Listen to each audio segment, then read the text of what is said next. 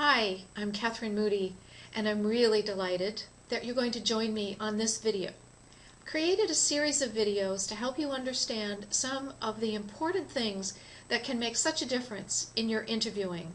And I'd like to think that with this information, your next interview could be your last. So let me share some of the things that recruiters and hiring managers really wish that you knew about interviews. And let's see if we can get your job search ended right away. In this video on successful job interview tips and techniques, I want to share something that we often don't talk about. And that is, as with most of life, it's really the chemistry.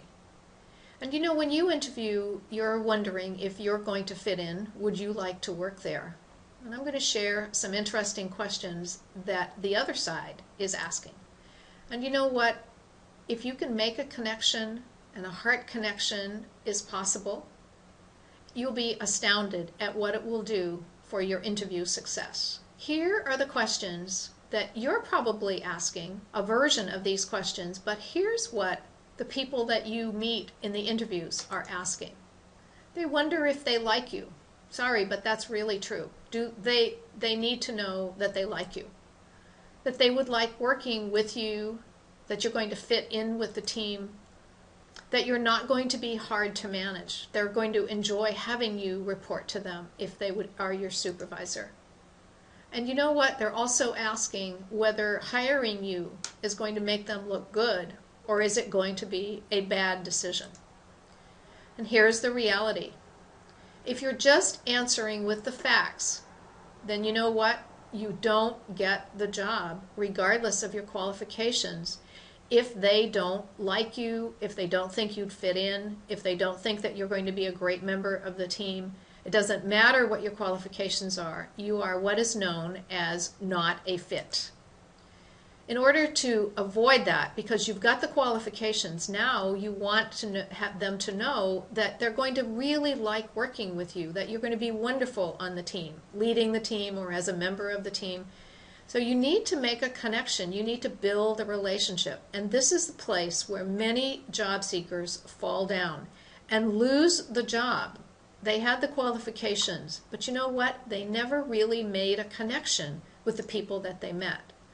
And so what you want to do is make it easy for them to see how much they're going to enjoy working with you. Their resume tells them you can do the job. They need to know that they're going to enjoy having you on the team.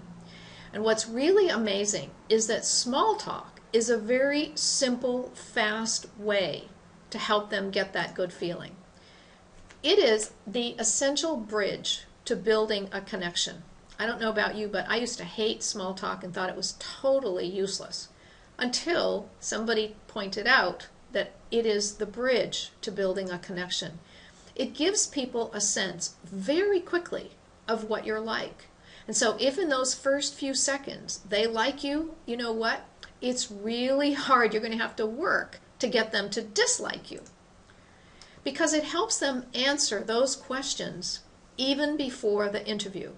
Your first 30, 60, 90 seconds can start predisposing them to hiring you or taking a pass on you. So you don't ever want to skip small talk. You want to think about it, and you do not want to underestimate how critical it is in creating good chemistry, because hiring decisions will ultimately come down to chemistry. So here's tip number 1. It's called the small talk look listen. And what I want you to do is to listen for a comment from them that goes just beyond the typical small talk. So you might be chatting about the weather, for example. And if someone says, you know, my garden needs the rain, or, you know, gosh, I was planning to hope it doesn't rain this weekend, I wanted to go for a long run, pick up those cues. Anything that's unusual in their office you want to talk about. Maybe something that isn't right out where everybody else is talking about it. Look for the things that maybe are a little bit less obvious. And then, whatever the topic, you want to let them talk about it. Ask a question or two. Be truly interested. And remember what they say. because it is that remembering and referring to it later. Perhaps you can refer to it somewhere in the interview or at the end of the conversation that really solidifies the relationship and lets them know that you cared enough to listen.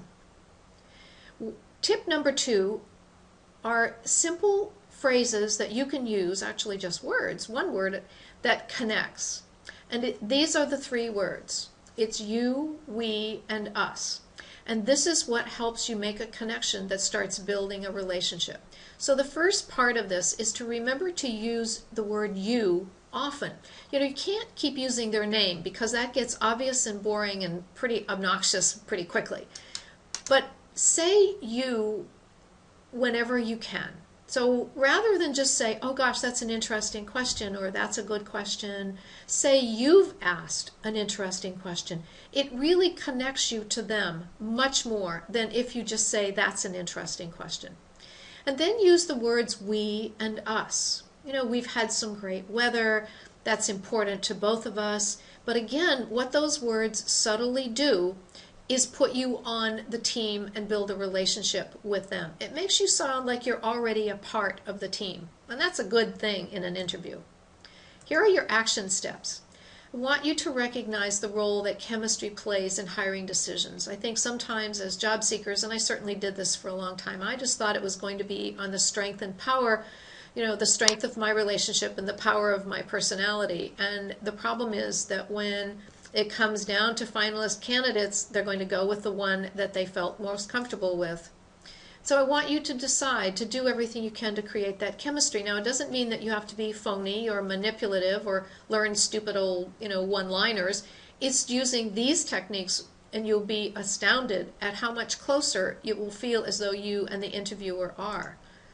And just bear in mind that everybody is asking those questions in the same way you've got those unasked questions. They've got them. And when you focus on working to answer their questions in a way that they feel comfortable and they feel excited about having you on their team, that change in your focus, just changing your focus to focusing on them and helping them feel close to you, building a relationship, is actually going to go a long way to helping you build that good chemistry.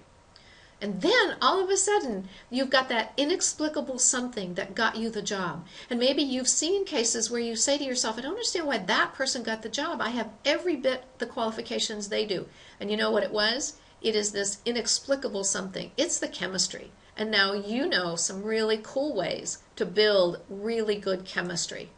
So in conclusion, please leave a comment and let me know what you think about this video. Click on the link that I've provided below in order to learn more. And please know that I give you all my best wishes for a fast and outrageously successful job search. Thanks for watching this video. Take care.